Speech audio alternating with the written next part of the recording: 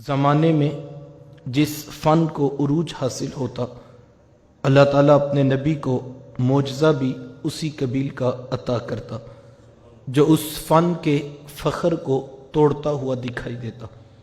مثال کے طور پر حضرت موسیٰ علیہ السلام کا دور دیکھ لیجئے۔ یہ جادوگری کے فن کے عروج کا دور تھا۔ گھر گھر میں جادوگر پائے جاتے تھے اور انہیں اپنے اس فن کے اوپر بڑا ناز تھا، تو اللہ تعالیٰ نے اپنے پیغمبر حضرت موسیٰ علیہ السلام کو جو معجزہ عطا کیا وہ اسی قبیل کا عطا کیا۔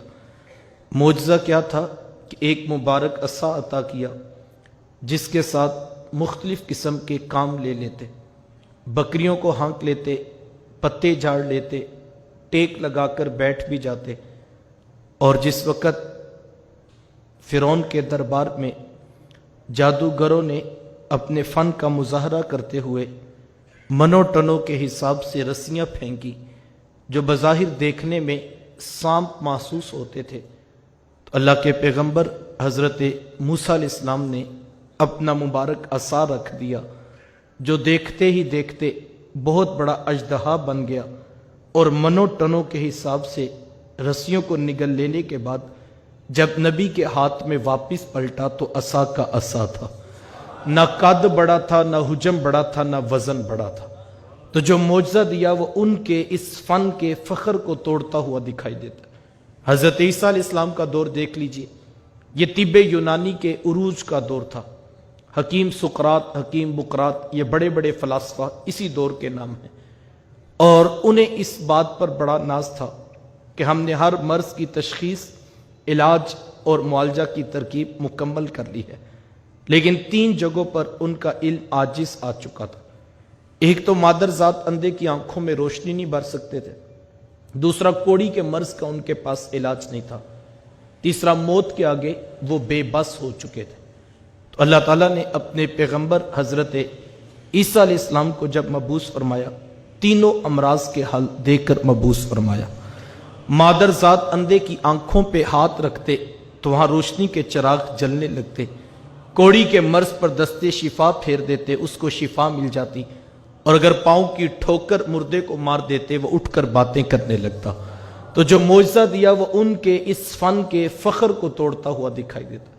پھر جب میرے اور آپ کے آقا و مولا حضور ختمی المرتبت صلی اللہ علیہ وآلہ وسلم کی باری آئی تو حضور کا دور کوئی 2، 4 یا 10 مہینوں کی تو کہانی نہیں تھی، قیامت تک میرے حضور کا دور ہے، اور کسی ایک چیز نے تو عروج حاصل نہیں کرنا تھا، مختلف فنون کے اندر لوگوں نے مہارت حاصل کرنا تھی۔